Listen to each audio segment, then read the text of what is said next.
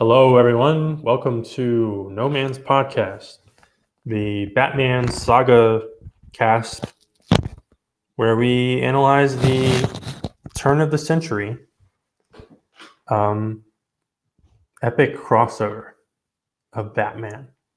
My name is Vincent, and I'm joined by the usual Michael. Mike.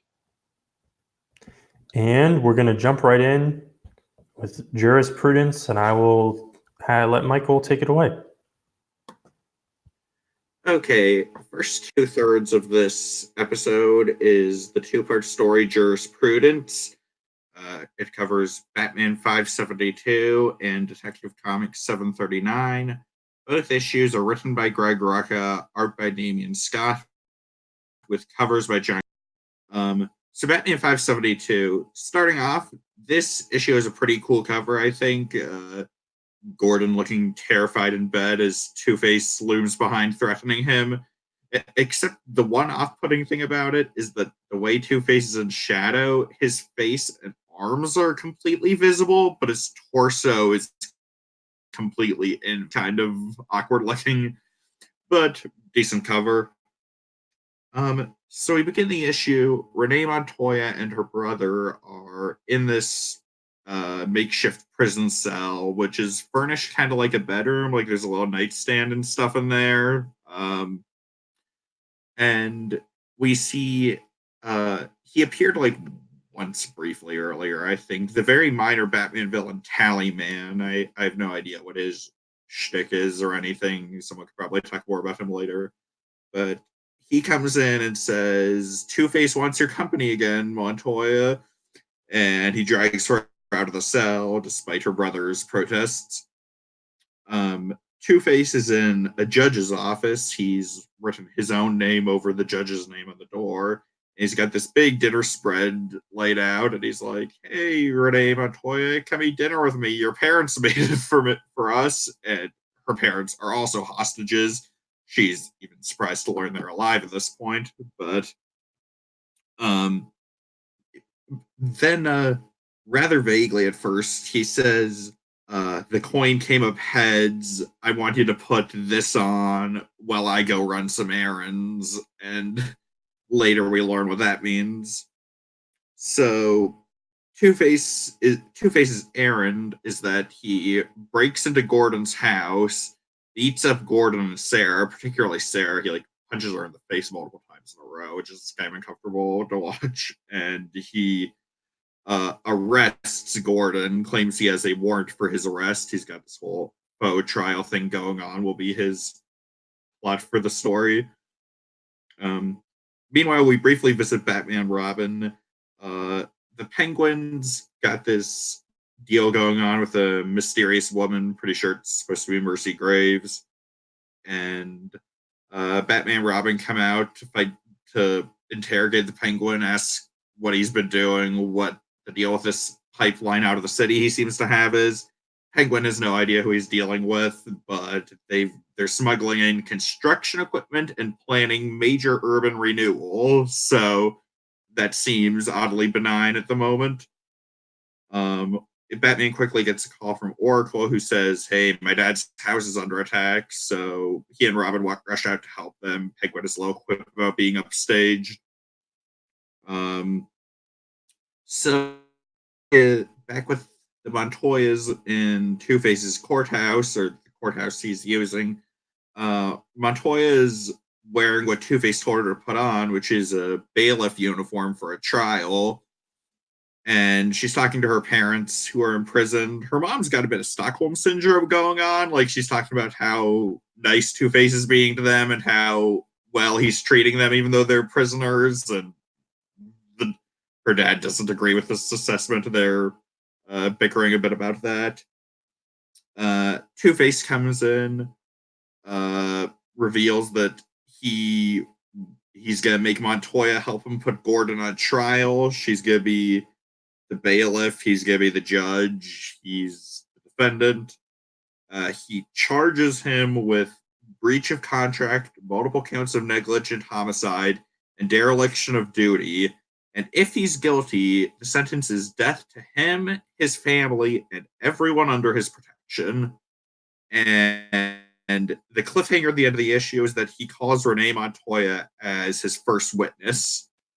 And there's only 3 people in the room, so we'll see in the next issue how that breaks down. So yeah, this was a solid opening. I thought it was well paced, set things up, went by awful quickly. Most of the good stuff in this story is in the next issue, though. This issue is largely set up. I don't think there's a whole lot to talk about here, really. You guys have thoughts on Batman 572? I think this is the beginning of where we're going to start to see Rucka become really the great Batman writer that he became. We've seen flashes of it here and there in just a couple of those one-off stories, but this is the one story that I think people very fondly remember, and we'll see kind of later on that this gets called back to when him and Brubaker start working on Gotham Central. We have a moment there with that, as he kind of links Montoya to Two-Face in a way that will get called back upon years later. But this is Rucka using the characters that he likes to write, and I don't want to say turning it up to 11. I think that's the wrong term, but we really see him fully polished here. And I think Damian Scott does a good job with the action shots in the opening of this, because I'm going to preface this now. Not a lot of action in the next issue. It's a courtroom drama, which is completely fine when done well in a comic book, and it is in the second issue. But this lays the groundwork for a very kind of explosive part 2, and it's really kind of everything's coming together for Rucka and Damian Scott here.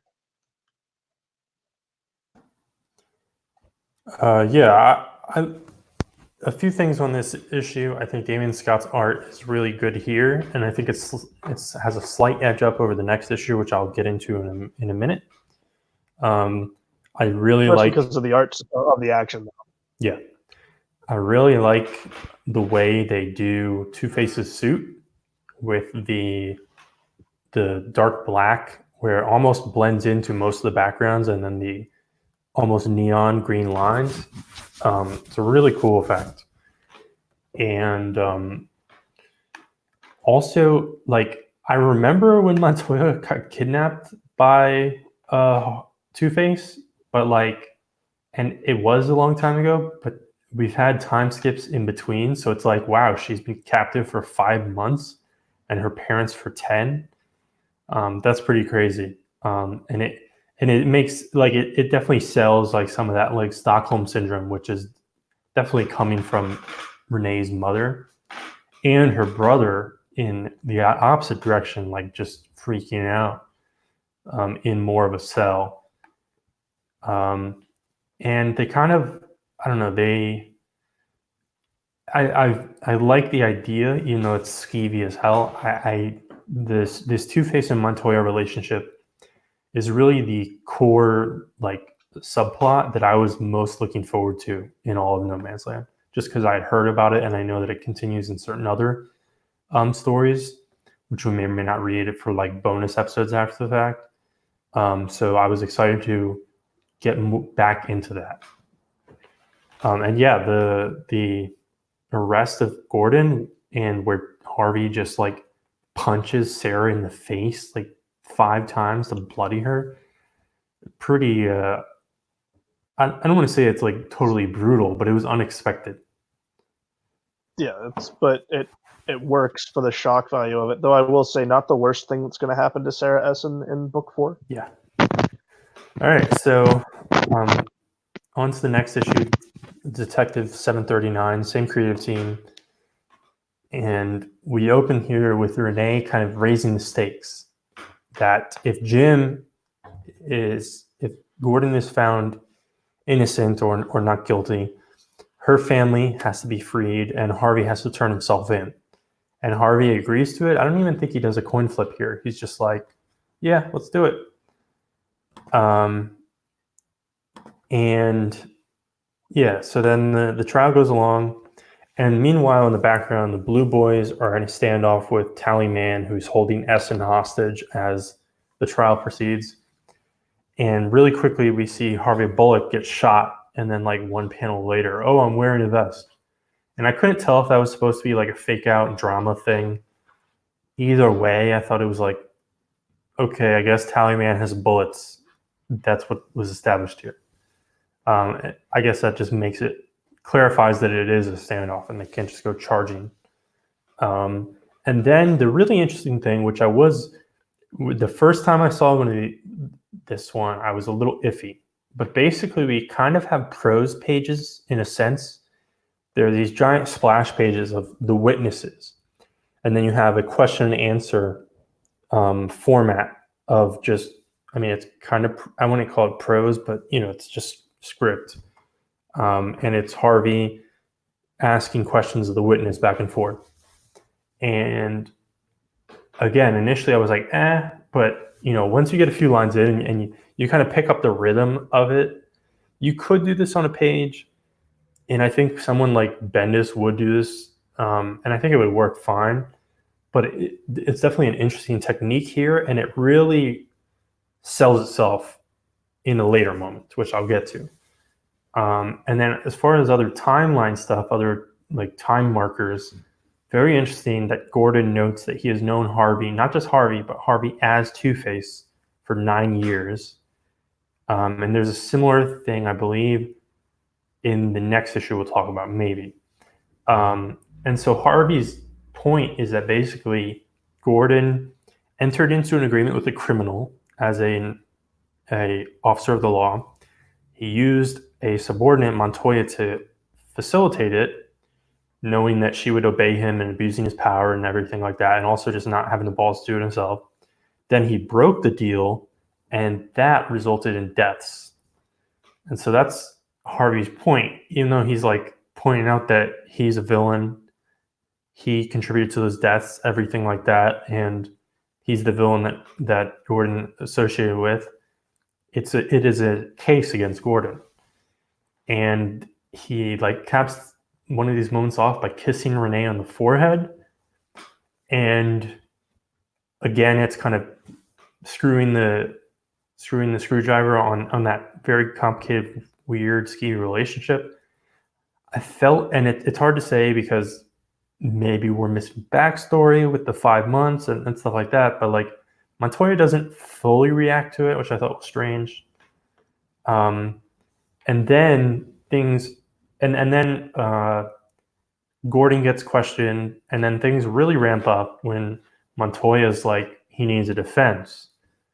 And Harvey's like, well, there's no one to defend him, which, that's a shitty setup trial.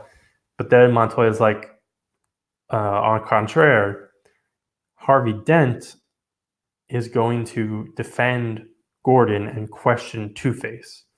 And so you get this prose pinup page, but the pinup is Two-Face, and on one side is the Harvey side, on one side is the Two-Face side, and the questioning is down the middle. And I'm not going to say this is like brilliant masterclass, but the way Rucka plays off these two characters that are the same character, and the quick rhythm of the questioning, and how you get different characterizations within the same character. I think this is one of the coolest Two-Face moments I've ever read. And also just artistically, on the page layout and everything, one of the most cool Two-Face moments on that level as well. And it ends with Gordon declared not guilty. So Harvey turns himself in, essentially. Renee cuffs him. He makes sure she reads him his Miranda rights. And Gordon runs off to Sarah, who he's able to reach without much challenge, because it turns out, surprise, the Bat family did show up in this arc and off-panel helped out with the standoff. And we even see Azrael, Batgirl. It's Azrael, Batgirl, Batman, and Robin. And the ending here is that Bruce and Gordon, Batman and Commissioner Gordon, are going to finally agree to talk and attempt to clear up some of the messy relationship that they've had pretty much since the No Man's Land part officially began. And my further thoughts just on this issue overall is that the art's a little rougher here. I think I already stated that, but it's mostly just that Damon Scott, he's a very kinetic artist, cartooning artist. So he excels in action scenes and things like that. And he's not like the top choice for a mostly static, what's ultimately a courtroom drama. But it still works. There are a few good moments that actually lean into his cartooniness, where like Harvey yells at Gordon, and the split screen effect, obviously, as I said, is really, really cool. So that's my 2 cents.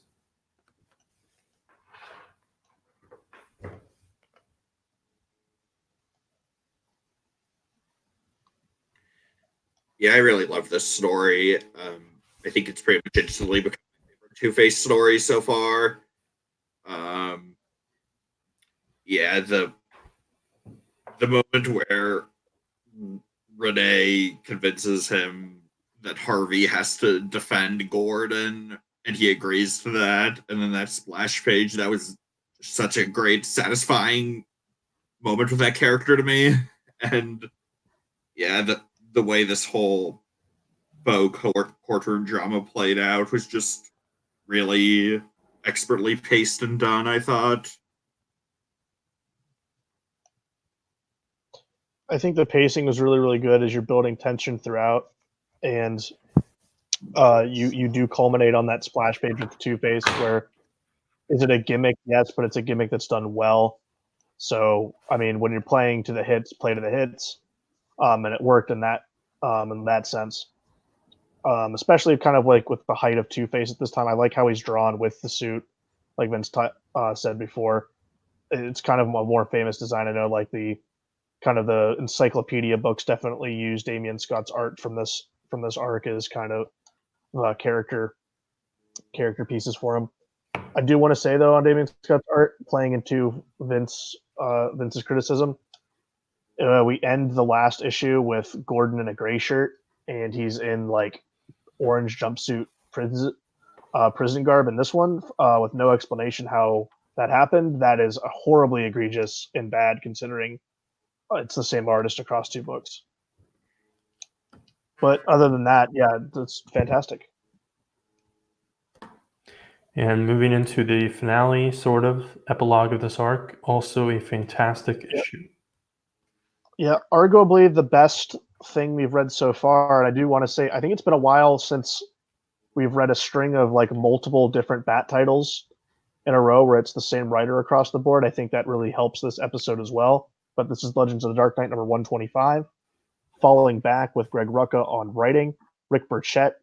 Vince and I is one of our favorite Batman artists, drawing, and on color we actually have Klaus Janson, which is like this crazy all-star team. And it's kind of a quiet issue. It's just Batman and Gordon talking it out after months and months and months of buildup to their relationship having soured and them getting themselves on the right track.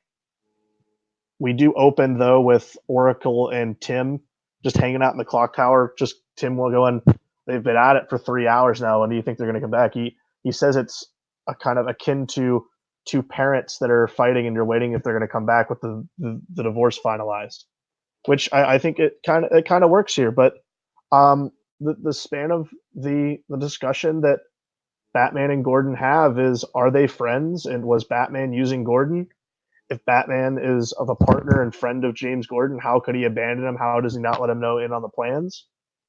And it's some really, really strong stuff to bring up, like very, very huge and good markers to bring up for their relationship. We do think of Batman and Gordon as partners, but if you do think about it, he does kind of use Gordon a little bit, especially like even going to just like Batman just disappearing and not even saying bye. He even points out in here, I'm not good. I'm not good with goodbyes.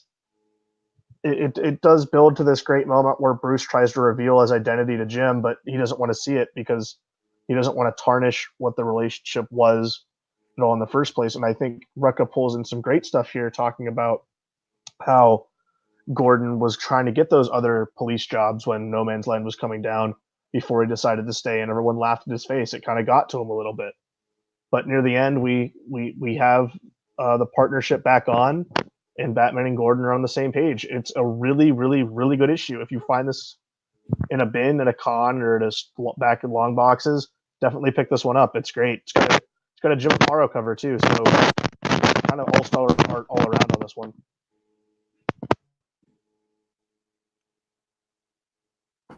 Yeah, this was a total highlight. And yeah, I think it works. It works great as a standalone.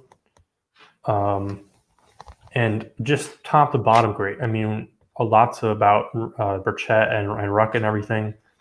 But Klaus Janson makes a rare appearance coloring this in the middle of No Man's Land. And specific attention on the colors. The colors are beautiful because this essentially takes place at like, what is this, dusk, I guess? It's like sun. Night to dawn, I think, with the oranges and the bright dark blues. Yeah, I guess it's probably sun up, not sun down, considering it's directly following last issue, which is probably like full day or something. But yeah, it's just beautiful. And then even the like interior scenes with Oracle and Robin, where you've got a little bit of like a technology screen glow thing. And I think those moments are great too, and not just like on the whole divorce like parallel, but you also see kind of the progeny of both of these legacies. Obviously, Oracle has a past as Batgirl, which is more adjacent to Bruce and everything like that. But obviously, they're both essentially the children. Well, literally, well, not literally. They're the children of these two characters, so it is a literal parallel. But also, they have parallels themselves. Like Tim is trying to help Babs with some of the hacking stuff, which is also kind of a nice character moment for both of them. And on that level, it's also cool because like while this issue is an epilogue, a down issue, and it's moving to the status quo on Bruce and Gordon, obviously, but also technically in the background, Babs is moving forward the plot with her investigation into the mysterious woman and all that stuff.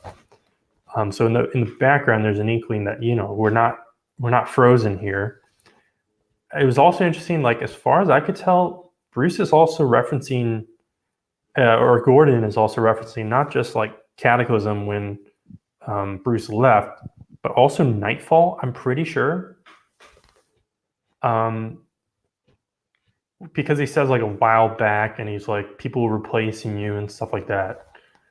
Yeah, I thought this was a perfect issue. Then my other thing, and this might be because I've got like a little bit of a Justice League Super Friends centric view of the DC universe, but Bruce says that Gordon is he says no man or woman living that he respects more than Gordon, and that's definitely a line that you can nitpick. Like what about Clark or something like that? What about Alfred? Yeah, but I'm thinking more outside. So I guess it'd be Clark or Gordon, because I wouldn't really count Alfred or any of his sons. All right, Michael, what did you think? I do want to state though, like this is how I want every Batman book to look. Like this is the type of art I want in every DC comic. But that's just me.